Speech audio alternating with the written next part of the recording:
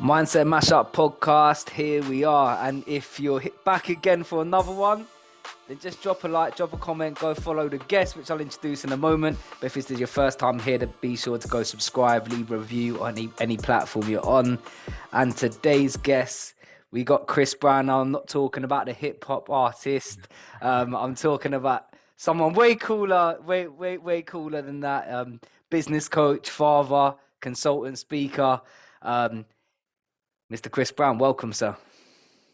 Thanks for having me. How are Nice. Yeah, no, it's good, man. We're good. It's glad to have you on.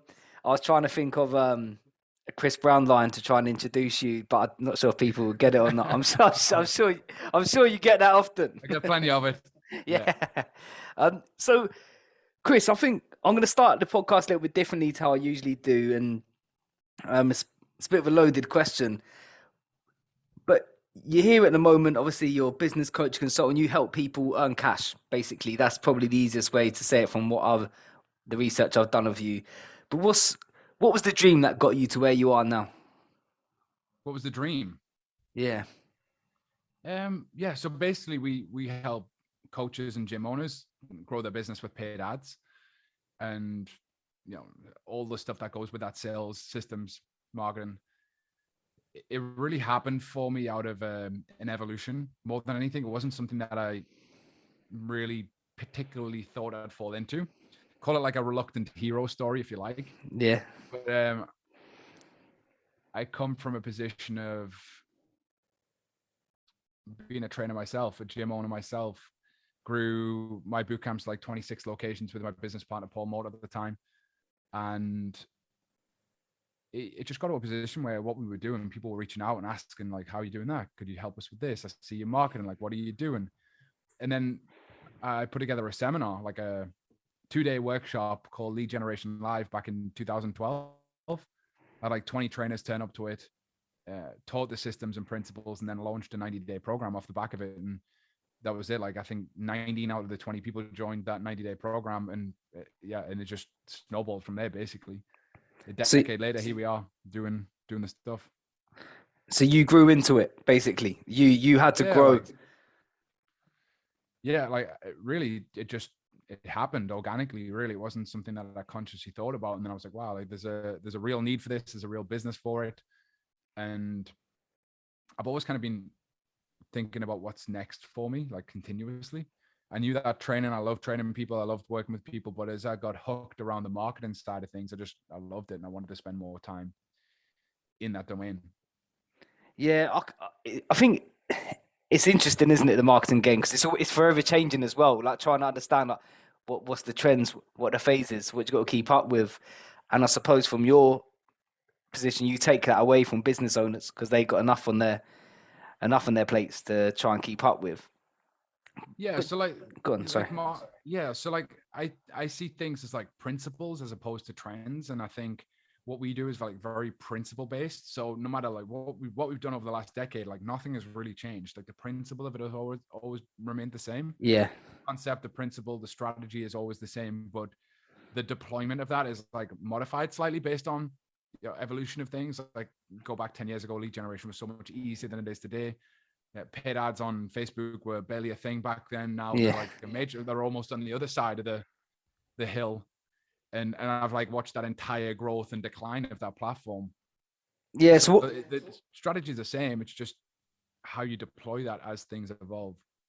Yeah, no, I like that. So ultimately, what you're saying is like, for example, if we turn that into like health or something like that, we know to get healthy, you should have a good diet, you should be exercising a certain period of time, but how you might do that might change depending on the sort of the outcome that you're trying to reach. But the foundations and the principles has to be there. That's what you're saying. Yes. So like if you look at weight loss as an example, like calorie deficit has always kind of been there, but macros were never really spoken about 10 years ago.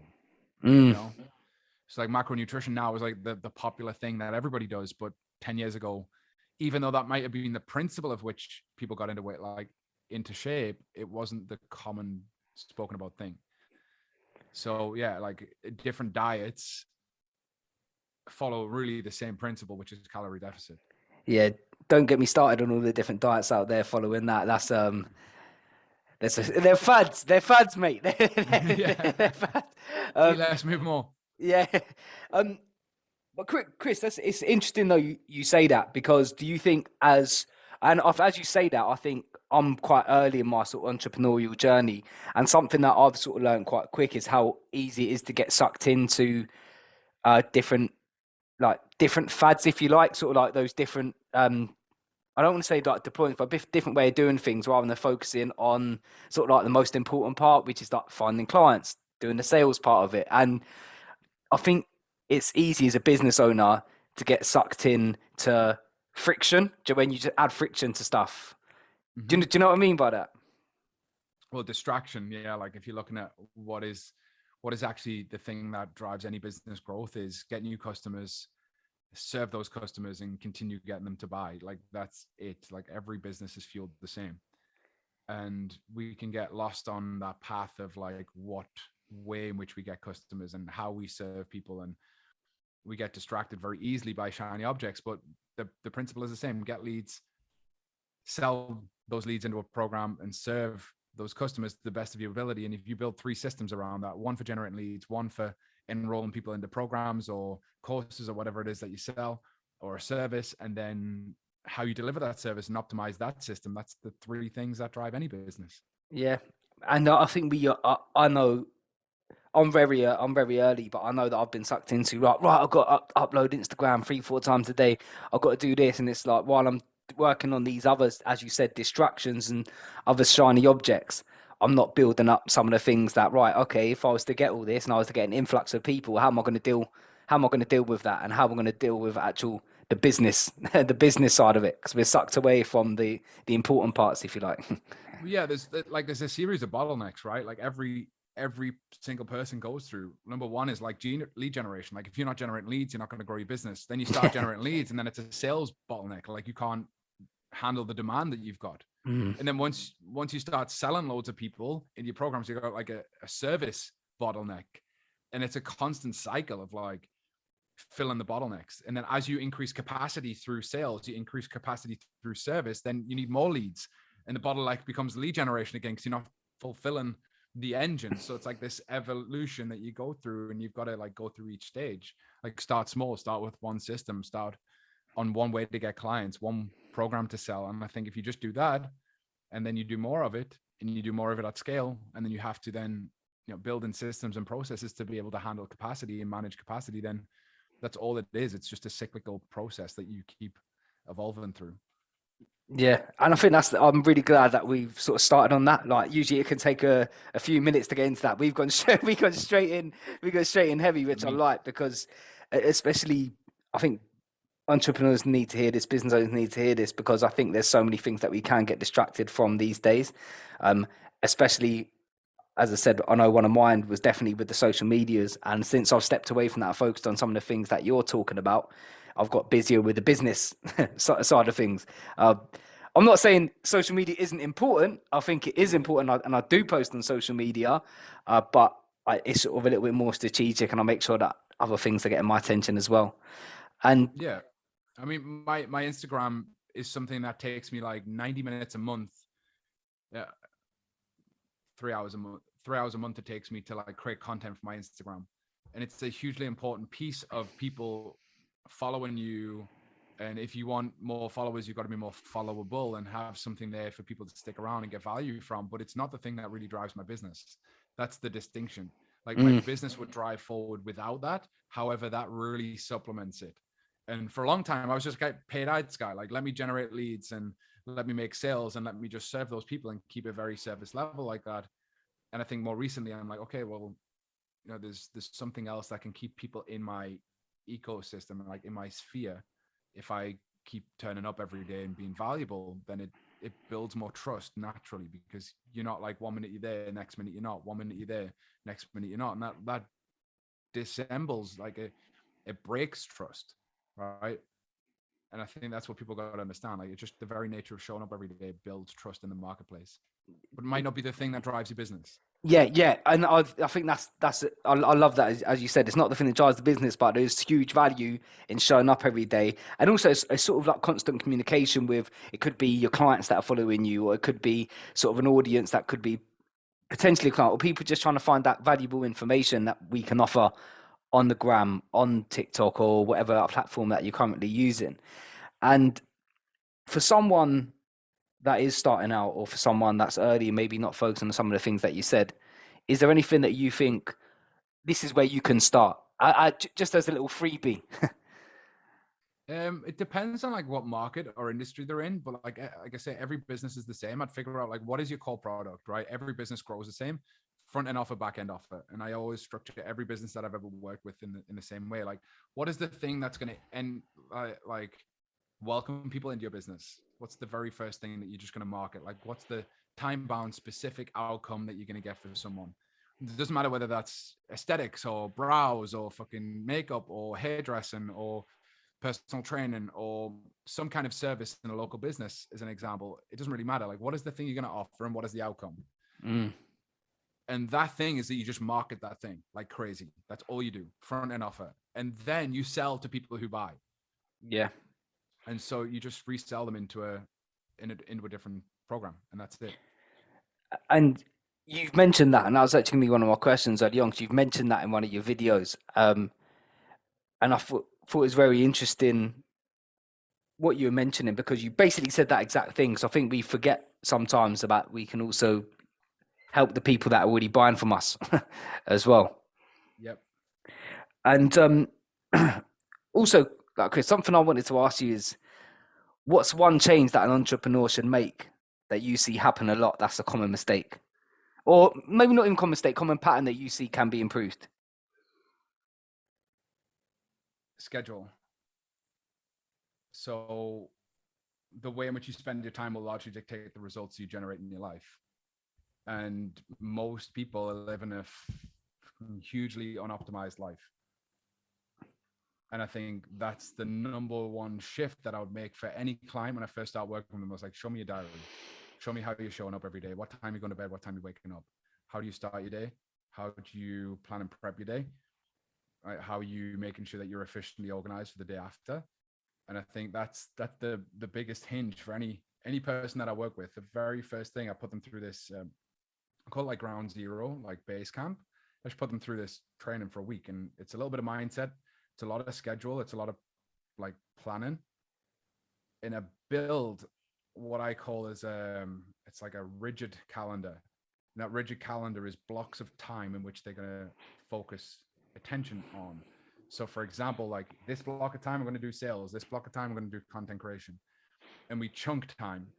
It's not a to-do list. It's not an activity list. It's literally a calendar that dictates how their week will be constructed. And the first thing that goes in is personal time. The first thing that goes in is gym time. The first thing that goes in is social time. The first thing that goes in is date night with their partner or whatever. And then their business is constructed around that, because frankly, we get into business because we want to build a life. Yeah. Not like build a life around the business. Yeah. And I think we forget sort of like that sometimes, because it's easy to get sucked into all the little bits and pieces, and just the business ends up running you more than running the business, more than you running the business. Because you're quite fueled by mindset, aren't you, Chris? Because I've watched a load of your videos. I'll every time I hear you speak, I'm like, he's spitting flames. And talk to me about mindset, because a lot of the things that I hear you talking about, it seems to be fueled by the way that you think and the structures. Just tell me a little bit about that. Yeah, so I realized a very, very long time ago when I was a personal trainer that I could be the smartest coach in the room with the best nutrition plans. And if I couldn't get anyone to stick to it, it was useless. And so I spent a majority of my time, my early career, fucking frustrated with people that were never showing up at the gym and never following diet. And the same conversation was happening week in, week out. Like, hey, did you stick to your plan this week? And they're like, no, I was busy. I had the kids and work and this, that, and the other. And I'm like, okay, well, did you go to the gym? And they're like, no, I didn't get time to go to the gym. And there's only so often that you can hear that without going, okay, well, like, I've got to take some responsibility here. Like, if they are not doing what I asked them to do, then that looks bad on me because I'm not getting them the results that they should get. So it drove me to ask this question continuously, like, what drives people? Like, how can I get people to stick to something? How can I actually get people to follow through on what they want? Because every single client would tell me the same thing. Like, I want these results. I want to get this outcome. Yet very few of them was engage in the actions that were required to get there. And so I started like studying a lot of mindset stuff and just accumulating a lot of knowledge on like, why do we do things? What makes us tick? What drives us? And so I realized, I had a body of knowledge around training and nutrition that was probably sufficed, and I would constantly top that up. But a massive part of me getting results was getting people to stick to something. And it's the same thing in business as well. Like a handful of strategies drive a business, but your ability to execute on those are huge. Like, waking up and do meditation sometimes can be the hardest thing in the world. Like, I'm only asking you to sit there for 20 minutes and close your eyes. Like, yet it's fucking like a wrestle mentally every day for somebody to do it. And people think they're so busy, they've got so much stuff to do that they can't possibly sit there for 20 minutes. But that's the problem though, isn't it? That's part of the thing, because they're so busy up here that sometimes it doesn't even allow you to get in that zone where you're going to be performing at an optimal level to get things done the way you should. So, did you say that, by the way? Is that a thing for you, like meditation in the morning? Yeah, 1,000% every day. The reason being is that everybody's driven by a paradigm or a program or a pattern. Yeah. And so many of us are taking actions based on who we are, not based on who we want to become. And so we take actions on who we are every single day and create more of the same. We want a different outcome, yet we're behaving as the person we are today. The person you are today will never create the person that you're going to become. And the only way to do that is get beyond yourself. And the only way to do that is to actually understand who yourself is. And meditation is translated to become familiar with. And so meditation is the act of becoming familiar with the thoughts and feelings and emotions and things that you're experiencing every single day. Yeah, so by closing your eyes and taking a moment, you will allow the things of the deeper subconscious to bubble to the surface, and you'll understand like what patterns are driving you. Even the very thought of like, oh fuck, I'm doing it wrong, or like I can't concentrate, I can't switch off. Like that is an indication that meditation is something that you need, or that's your subconscious, that's your unconscious mind just bubbling constantly. Like the fact that your body is trying to get you up off the ground and get going shows you that you're driven by that every single day. And how does that manifest in business? Yeah, well, it's driven out of fear, it's driven out of scarcity, it's driven out of lack. And no amount of scarcity thinking, no amount of lack will ever create abundance. So you're never going to create the things you love out of life from a place of fear.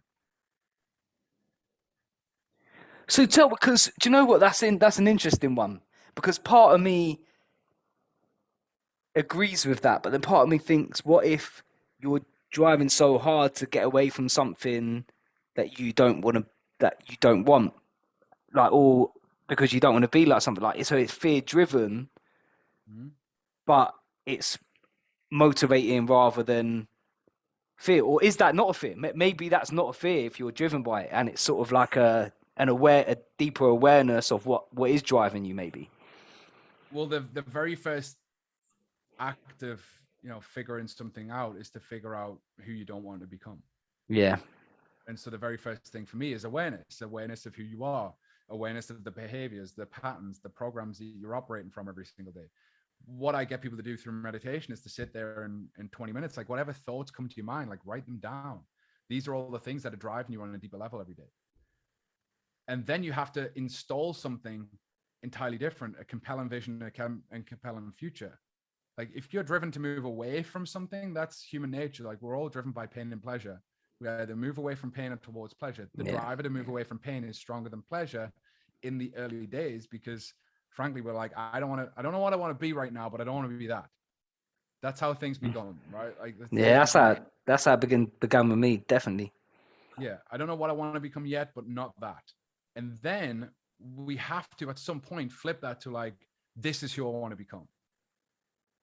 Because if we try to not be that thing, our attention and focus is on not being a thing. And then the mind, like if I say, don't think of a pink elephant, think of a pink elephant. So it's constantly in your mind. Like you're just going to attract more of that. Yeah. And you'll just end up in like what I call like a circular, like an elastic band. Like you're just stretching and shrinking constantly. Yeah. And also you can't just keep thinking about something that you don't want to be in the hope to get further away from it, because then everything you do, all the behaviors and the beliefs that you happen are based around something that you don't want to be.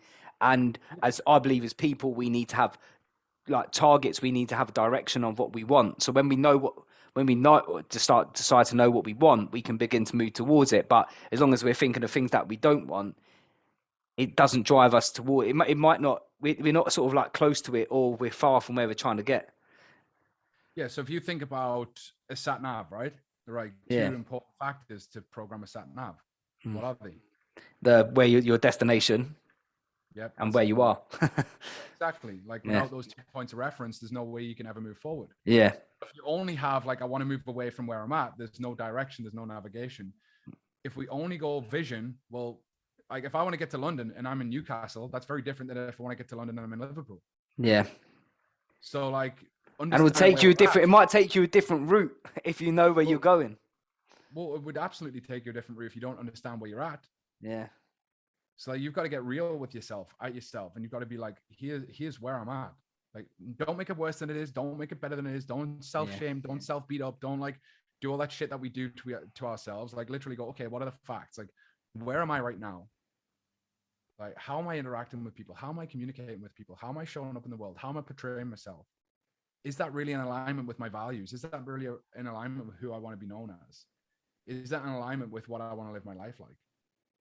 And then we have to start adjusting our behaviors, but we can't adjust our behaviors based on who we are because we'll just bring more of it. So we have to figure out that future version of ourselves. We have to almost close our eyes, go into the future and be like, okay, the version of me right now who's absolutely crushing and dominating it, how do they show up today? And then we can start, as you said, when we start understanding that, then we can start adjusting the behaviors to match, to align with that. Because often that's what we do as people. We like to undercut ourselves to like, because that's a protection blanket, isn't it? Because once you know what you want and you're not aligning with that, that's the worst bit. And that's why often people don't like to say, right, this is what I'm trying to get to, and this is what I'm going to do to get there. Maybe not even that bit. Maybe just deciding on where you want to go. People don't like doing it because it's fearful. Because then I suppose there is a state of fear. Because what if you don't do it? Mm-hmm. Well, we don't declare where we want to go to for that very reason. Like you say, it's like, you don't want to tell your friends that you want to do this and don't do it. Or you don't want to declare something that you'll be disappointed when you don't do it. Almost as a level of belief, like no matter what I try, will never work anyway. It's almost inbuilt. It's inherent in us. And takes a lot of work to really get beyond yourself, get beyond the habit of being yourself. Like every single one of us wake up in the morning and we fucking dial into our phone straight away and we just orientate ourselves around the habit. Conditioned. And just keep producing the same shit every day. Like it's just the past laid on top of the future. Yeah. I think there's three big things for me when my life started changed, when I was doing stuff on the streets, when I was addicted to drugs and things like that. Three big things changed for me. I think first of all was accountability, but then I realized I couldn't really move forward until I understood what you're saying, who I was, like who am I? Like what's actually going on? As you said, like how am I communicating? How am I showing up every single day? And then after that was the vision, because once I understood where I was, it's actually funny because this is exactly what you just said. Because once I understood where I was, I can then decide where I want to go, because my values, in order to understand that, my values needed to do it, because that's what really fueled me to drive. But I'll say those three things for me were game changers, like completely changed my life very quickly. And now when I want to introduce new habits or behaviors, I find it a lot easier to do it because I've built a good foundation. Well, most people don't even know what their values are, right? Like if you don't know what you value, how do you make decisions? It's actually true. You make decisions based on your patterns and your past, as opposed to what you truly value. And like most people see values as virtues. So like virtues are like loyal, integrity, like all of these things, these virtues that people pick, and they say that this is who I am, this is what I value. No, those are virtues. But values are what you engage in every single day. So like somebody who says they value their health yet doesn't go to the gym 3-4 times a week and doesn't follow a nutrition plan, like they don't value their health. They have a logical understanding that they value health, but they don't embody it. And there's a massive difference. Like people can determine and see and feel somebody that embodies something versus somebody who just talks something. And I think this is the problem. I think a lot of people, they hold something as a value but don't have any action to back it up, which I believe creates a lot of guilt, shame, frustration. Well, they don't value it. That's the problem. Yeah, They're not in because there's alignment. no. They're not in alignment. They're out of alignment. If they valued Yeah. it, they do it. This is the thing that you've got to understand about values. If you want to know what you value, look at how you spend your time and what's around your local area. Like my entire freaking living room right now is set up in a way that I can just rock up and do things like this because I value it. Right. I structure my day around my work, my jiu-jitsu, my gym, and my kids when I have them. Like, because those are the things that I value. Like, you cannot say that you value your health, yet fucking drink every weekend, not train 4 or 5 times a week, not follow any kind of nutrition plan, and put shit in your body that makes it worse. Like, that's the problem. Like, people aren't embodying it. It's not, your values are not stuff that you choose logically. Your values are stuff that you do. Yeah. You already have values, and those values are the things that you're engaging in every single day. So if you're engaging in food and porn and like you're not nourishing your mind with books and education, then don't tell me you value education and health and a clean mind, you know? So a good starting point for someone that's listened to when you said earlier, some people don't even know their values. This is a good place to start to understand how you can understand your values is by what you're doing on your day to day, and what does that mean? Yeah, exactly. A big thing for me, and this was something that I wrestled with for a long time. I started studying Dr. John DeMartini, and he has a book called The Values Factor, and like his stuff around values is incredible. That's where most of my knowledge will come from on this. And he almost gave me permission to not do any of the shit that I don't like doing.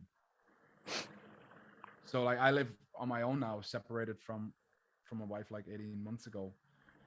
And I decided when I like moved in my own place, like I ain't cleaning. Like I've got to clean it twice a week. I'm like, I'm not going to cook every day. I've got meal prep.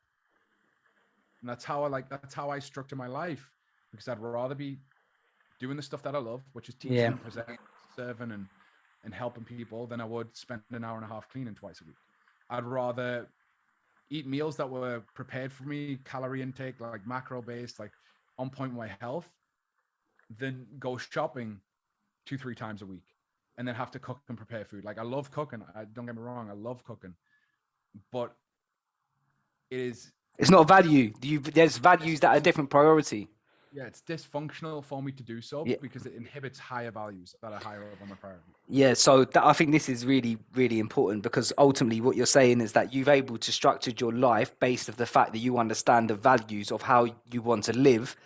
And I'm guessing that not only how you want to live now, but how you get closer to the future you and where you're trying to head as well. And understanding your values has played a pivotal part on basically getting you there. Definitely. Like also the idea of like work being a value. Like I used to have an underbelly of guilt for like working long hours and doing long things, and it wasn't from anyone else other than myself. And when I was at home, I'd be like constantly distracted by the thoughts of work. And then when I was at work, I'd like want to be home with the kids. And I never really understood that like I can value both things, but I have to be there. Like I really value work now. Like I don't feel guilty for doing work. Like yesterday afternoon, I took myself to Starbucks and did a couple of hours, and like it's shit that I actually enjoy it. Like most people don't enjoy that stuff. Like me sitting on my laptop and getting prepped for the week and doing stuff that really lights me up. Like that's part of my value structure. Yeah. So I went to jiu-jitsu at lunchtime, went for a steam, a sauna, a little swim, like finished up there, and then went to Starbucks and did a couple of hours work. Like I structured my day based around my values. Then I went and ate food, which is also, something I value. Yeah, to be honest, what you're saying I love, because there's fulfillment in that. There's happiness in that. And because you based it, and just on the Starbucks thing, I truly think I've never seen someone take Starbucks working to the level that you have on an Instagram story the other day. I think you had a full mic there, webcam. And I was like, he's taking the piss with this one. I was like, it was a joke. But I value good audio. So like I won't I won't do coaching calls with a laptop without headphones. I actually just invested in this this headset here for when I'm doing shit in Starbucks, because I figured that I can't be carrying and lumping around that microphone with me all the time. Honestly, Chris, I'm glad that I got to see the mic in Starbucks before you got the headphones, but just because I was like, nah, he's killing them with this, he's killing them with this one. But Chris, I just want to, I really hope people listening listen to that carefully, because that's a lot to take in. But I truly believe if people can absorb what you just said and implement it, that is a game changer. And I truly think that will change lives if they listen to that. And it's free as well. This is going to be free. That's free. That's a free way to change your life. But like, talk to me about you, because one of my questions that I was going to ask was about non-negotiables, which I don't really need to ask now because I know your non-negotiables are based on the opposite of what your values. Yeah, exactly. So things like that. But do you have different values for different parts of your life? Like, for example, when it comes to like entrepreneurship or business, like, would you have different values? Would you add values to that? Well, this is where I think the confusion is. Like, I think what you're referring to is virtues. Fair. So Okay. like in business, yeah, integrity is highly important to me. Like, I will never accept a client who's a direct competitor of a client, as an example. That's not a value. That's the virtue. Yeah. Does that make sense? Yeah. Where people get concerned, like confused around it. And I think, like, yeah, I just have like a lot of loyalty for people who supported me and helped me. And I'll always praise that person, and I'll never do anything that would like damage or limit that person. Those are virtues. Those are things that I choose in business, like ethics, right? But like values are like, what do I value? I value work, which could be a construct of different things. Like, work for me is teaching, presenting, speaking. Those are the things that I really value. So I try and structure my business around those things. Yeah. Okay. That makes sense. So basically, what you're saying is your values will never change, and that is your compass. That is your compass. That gives you the direction. And yes, a good example on that, just as we're on it, is like, there are pieces of my work that I don't enjoy, but they're a function of my business. So those are the pieces that I will outsource. I can't outsource this, right? This is the thing that I can't outsource. This is me in my zone of genius. This is the thing in which I'm the best at doing out of the things that I do. And so I try and only do this. And my eventual goal in my business, which is driven by my values, is to only ever turn up to appointments and speak. That's it. yeah, that's the dream. So I'm not really that far away from it, really, ultimately. It's one of the reasons I started my podcast, is because I wanted my content creation to be natural. And I didn't want to have to think about that, but I just wanted to show up to an appointment, sit down, do what I do best. And then I don't want to sit and fucking edit videos. Like, my team edit videos. They do all the other stuff, the post-production. I'll post it because I like to write a little caption. That's, again, something I value. It takes me like 30 seconds to post a video, but like everything post-production, I go and sit. The podcast recording is outsourced. I bought all of these mics to create my own podcast. Now I have a studio that do it for me. I literally turn up to the studio. Everything's recorded, done for me. That gets dropped into a little Google document, a little Google folder. My team take that thing, split it up into little clips, and then they drop it into another folder for me. Then I take those little clips and I post them. In the past, it was like me doing everything, but I hated sitting there like editing stuff. I hated messing around with all the tech, but I loved the speaking side of it. So that's where your values really drive you. You're like, okay, like what are the things I really value in business, and what are the things that I don't value so much? Yeah. So how can an entrepreneur, someone, a small business owner, the way they could systemize that is basically just write these down. What are the things that you value? And would you double up on one further than the other? Would you just create an awareness around it to work towards something? Yeah, so great question. Like, if you base your values based on where you're at, you will attract more of who you are. And this is where it comes back to it. So your values have to be constructed based on who you are becoming, not who you are. Because the natural, and I almost felt your little objection was like, yeah, but people aren't in your situation. They don't have the money to invest in people to produce a podcast or do everything else. True. But if we always have that mindset, we'll always just keep doing what we're doing. We won't ever think beyond it. So what we have to think is like, what do I really value in my business right now?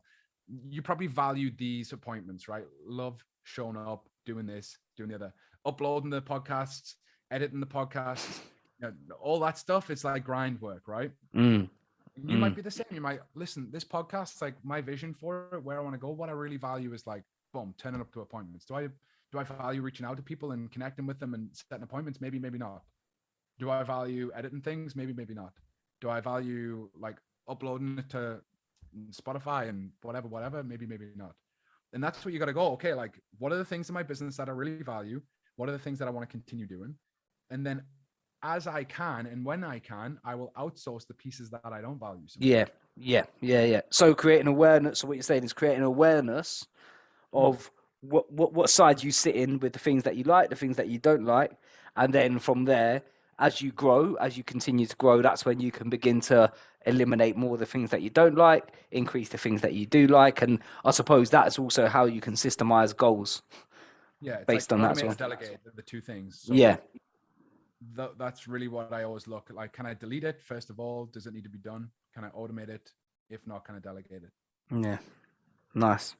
And then I guess that's how you structure it. So your values have to be like you value in work, but there are the things in your work underneath that will be like a hierarchy of what you value. Sick. And Chris, just as we begin to bring this to a close, because this is a pretty big question. When I asked you earlier, have you noticed the pattern in entrepreneurs that they should be looking at? The first thing you said was schedule. Mm-hmm. Is there anything else that you've noticed that people right now can be implementing? Yeah, I would say like an awareness around the things that you love and the things that you hate, and permission to like not do stuff that you don't want to do. I think we're in such a society and like where we should do this or we should do that. And the reality is like it's expectations and unwritten contracts that people get you into that you don't really want to do. Like, I don't know, just take relationships for an example. Like if you're in a relationship and you don't want to clean up and tidy up and like you're willing to pay for a cleaner to do so, like that should be totally fine. It's not by society standards. Yeah. That's just a simple example, right? If you don't ever want to cook a meal, like you should be able to outsource that and it should be totally fine. Like, I think it's just permission as entrepreneurs. Like if you're building a business, you're building a vehicle for living the life that you want to live. Like, don't think that you're building a vehicle to make money. You're building a vehicle to live the life that you want to live. And so I would rather make less money, but have a better life. And by that, I mean, like, I'd rather spend money on stuff that makes my life easier than like have more money in my bank account.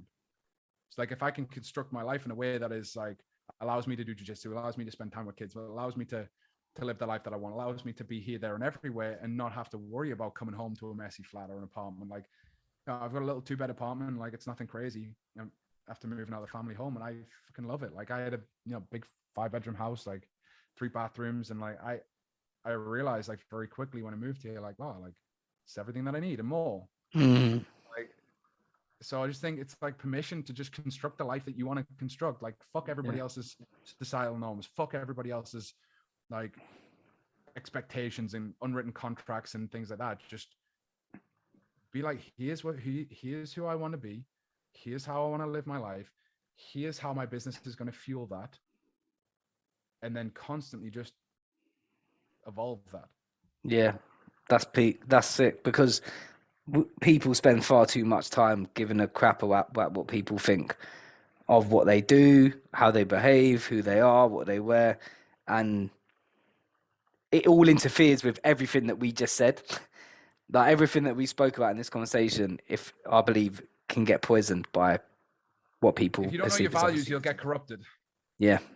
No, so like, this, you've got to understand. Like, I had a conversation with a good friend just before this, and he was like, I want to do a JV, and I'm like, dude, I'm tapped out. Like, I've got so much on. I'd love to do it. My old self would have said yes to things that I can't deliver on, but like right now I've got a laser focus, and that's it. That's all I'm doing. Like, it's mad. No, I've learned that. Like, over the last 6 months, I've said no to 2 things that I would have snatched up 2 years ago. Probably not even that. Probably like 10 months ago, probably. And initially, it felt like, you used the word objection earlier. There was an objection of me, But do you know what, Chris? It feels so much better saying no to things that I didn't have my heart in the first place. Could I have earned money from it? Yes. But I wouldn't have enjoyed it. So the money wouldn't even have felt nice from it. And I wouldn't have even delivered it properly because I'm not in that space of like, I want this. Do you know what I mean? Yeah. Not all money's created equal. That's like a lesson that I've learned. 100, And yeah, like that, I 100%. think that's like a big maybe a mistake that entrepreneurs make. Like not all money is created equal. Like one good client is worth the energy of 5 bad clients. Like you've got to understand that. And I think you could like take the money of 5 clients and it would cost you so much energy that it would actually like inhibit growth instead of help growth. Facts. Chris, plug your socials, plug anything that you need to plug. Where can people find you? Yeah, probably best off connecting on Instagram. My TikTok and Instagram are the same. It's at it's me Chris_Brown, and that's it. Yeah. What about your podcast, man? Is that up and running yet? Oh, Dude, I'll let you in on a little secret. My whole entire reason for creating my podcast was so that I could create Instagram reels. Like people get mad at me, like they want the full episodes, and I'm like, I'm not that concerned about the full episodes, although it is in process. It's just like my whole entire content strategy is 2 90-minute podcasts a month.